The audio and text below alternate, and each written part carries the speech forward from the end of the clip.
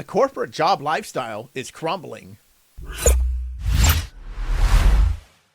We had safe employment. You felt good about where you're going. You had great compensation, you had benefits, you had great retirement, and all you had to do was exchange all that, your sacrifice for that company, for your life.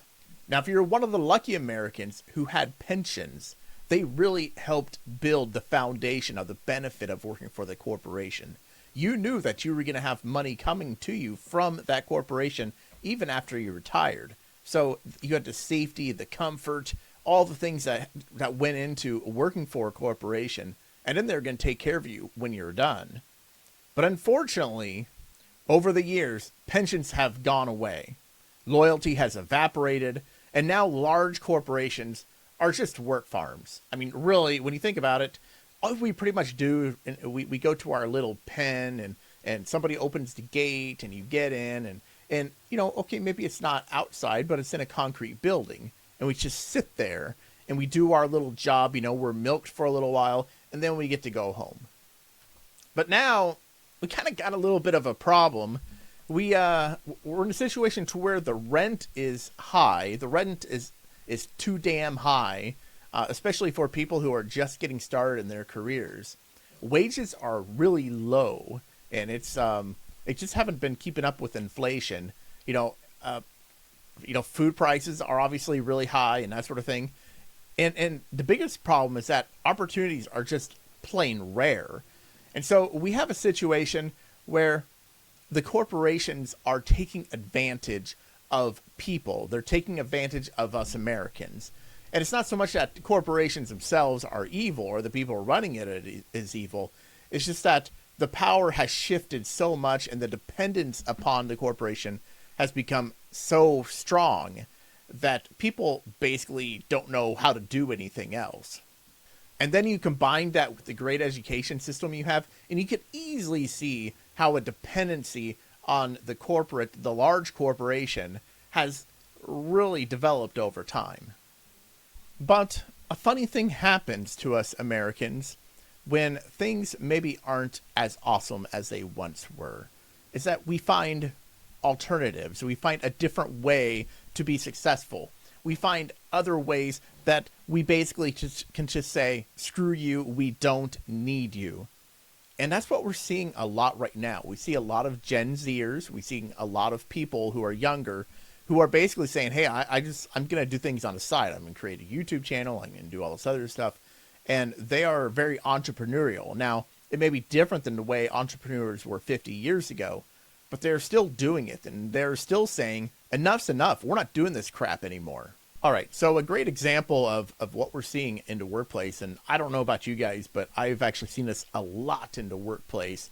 The corporations that I have been in, I've seen this sort of activity happening, and I don't really remember this being an issue 20 years ago, and this has really kind of seemed to really build up since COVID, so over the last 4 years or so.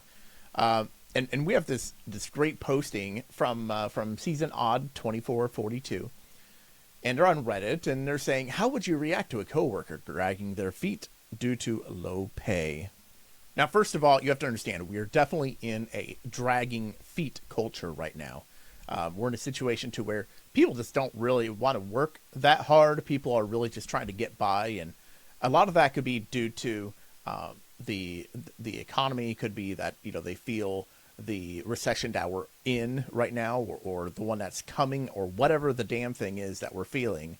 And maybe that can contribute a lot to the dragging feet phenomenon that we're seeing. But I could definitely tell you it's definitely real.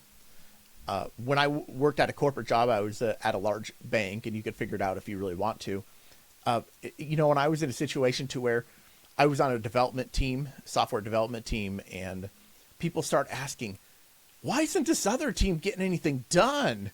What is the deal? Why won't they just get the damn work done? We're depending on them to fill out their part of the task, the job, and they won't get it done. And for a little while, we just thought it was part of the conversion, since we had gone from being a waterfall development environment to being an agile. So we thought, you know, this was just a byproduct just a reality of being agile, and so we made fun of it for quite a while. And for a little bit, it probably did certainly have an impact. There'll be teams that would say, well, we can't really do that because we have to put it into our 2-week sprint.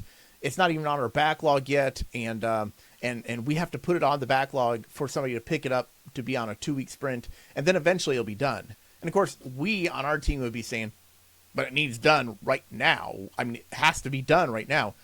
It doesn't matter whether it goes on a 2-week sprint or not. It just needs to get done. It would take 5 minutes. Just do the damn thing.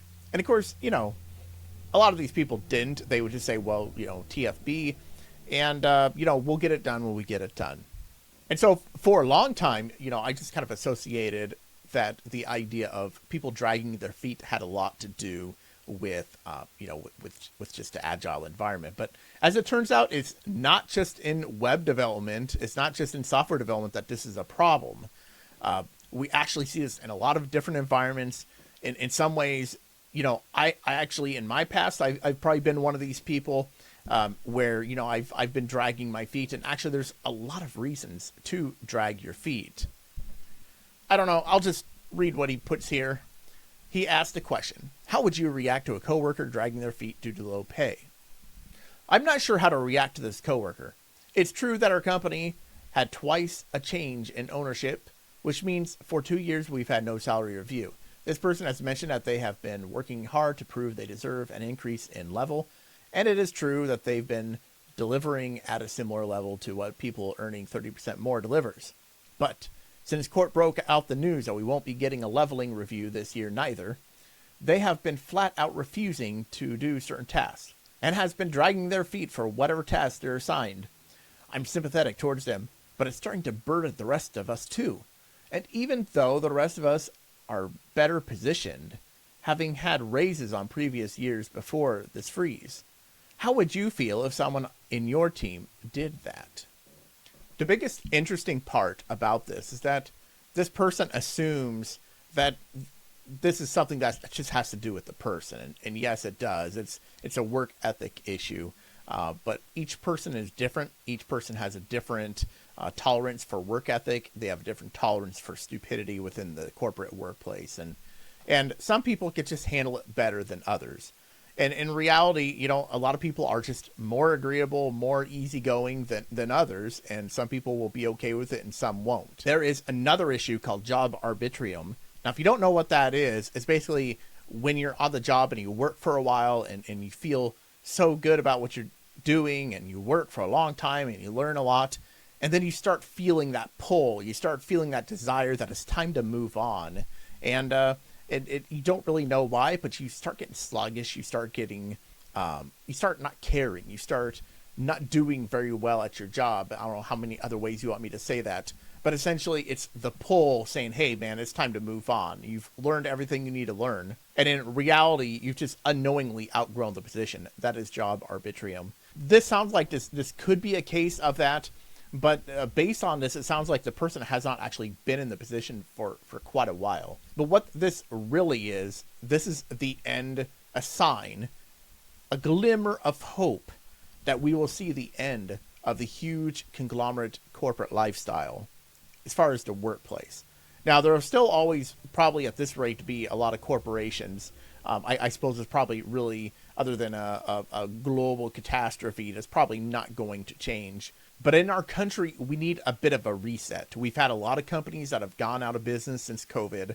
We've got a lot of pressure from the government trying to make it difficult for small businesses to start. And so we have a lot of that going on right now. But a lot of people, really honestly, there's some sheep out there. There's a lot of people who just, I don't know, they just want to go to corporations. They just want to hang out. They want to do their job. They want to earn their paycheck. They want to get their retirement, and they want to go home. They just want to go to the farm and go home, and everybody's different. I respect their decision to do that. But there's, on top of that, there's a growing thought. There's a growing demand that, maybe because I'm not making enough money to pay for food, I'm not making enough money to pay for rent. Just maybe, I should work for myself. I should do things on my own, because if I'm depending on the corporations to determine I'm worth anything, then I'm wasting my time. And just remember that. And I don't bring that up very often, but never let someone else determine what your worth is. Because if you do that, if you sit around and wait for someone else to tell you what your worth is, you're always going to be worthless. So if it is true that we are going to be seeing a mass exodus from the corporations to moving to more small business ownership, what kind of signs would we be seeing? I mean, first of all, I would say that coworkers dragging their feet is definitely a sign that, we're in a recession or something of that nature. But I think it's a bigger issue, and I don't necessarily think it's all due to pay. I think we probably have a situation to where people are just feeling, they feel the burn. They feel lost. They feel trapped. And so instead of feeling like they have a lot to look forward to, they're kind of just losing hope. They're kind of falling into that hopelessness trap.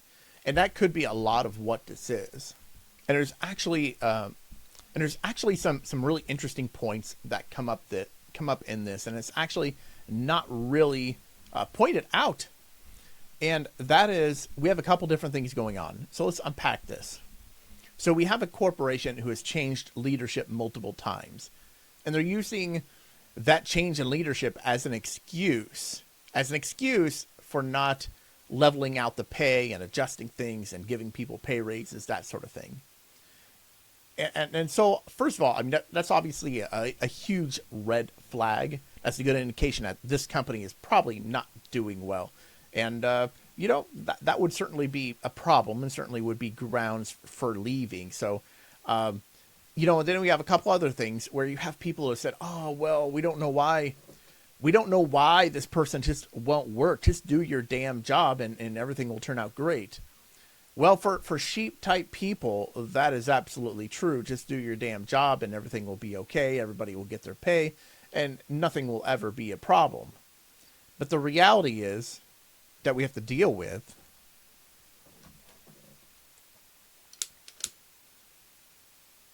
that people aren't sheep. More importantly, Americans aren't sheep. There is a building surge within the American heart. And it's growing. It's within the country, and it's only getting bigger and stronger. And what we're going to experience here in the next 20, 30 years is we're going to find ourselves as a country at a crossroads where we have to decide, are we going to be America, like real America, where we take care of ourselves? It's all about independent thoughts. It's about independent responsibility. It's about being strong. It's about showing people the right way and protecting the weak and not doing corrupt things. Or are the corporations and the government going to collude and make it impossible for anybody to do anything else other than work for one of these massive corporations? Now, keep in mind, we currently are on a trend where a lot of these smaller companies have been dismantled. Maybe not directly. Nobody's sitting there going, you shall be closed. No, they're not doing that. They're saying, well, let's just make it really difficult for you to exist. And let's come up with all these stupid other things. Kind of like this year, when people create a business, they have to fill out a form saying who the beneficiary of the company is. Whether you make no money, whether you have zero revenue or not. And if you don't fill that out, that's actually going to be a fine for your company.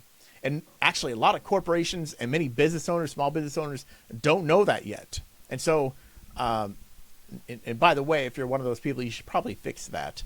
So we are in a situation to where the government is actively being hostile towards individual freedom, to independent businesses, to people who want to function and survive on their own. And so we will have two choices. Either you will be a person who will work for one of the approved corporations, meaning, like one of the big banks or something of that nature, or you will get nothing. And so when you see coworkers dragging their feet, you need to go up to one of them. And if it's in your workplace and you see somebody dragging their feet and they're not doing so well, they may not realize why they are dragging their feet. Now, it could be job arbitrium, But for the most part, a lot of these people who are dragging their feet are basically feeling the pull. They are feeling the I don't know what you want to call it. They're feeling that something is not right, and there's no motivation for them to do any good work whatsoever. So if you see one of these people, you're experiencing one of these people at work, try not to do what these people are doing. Try not to dog on them too much and say, hey, you need to work harder. And yes, of course, from a work ethic standpoint, these people do need to work harder. And not everybody is super motivator. Not everybody are sheep, and that's just the way life is. However, understand that there's a bigger movement coming. There's a bigger payday. There's a bigger event that's coming that's going to reshape our country and our country's history forever. And either we turn out good or we go home. That's it for today. If you got any questions, send me an email at questions@jobferno.com. It's probably somewhere up here somewhere. Maybe down here. I don't know. It depends on how what the editor does.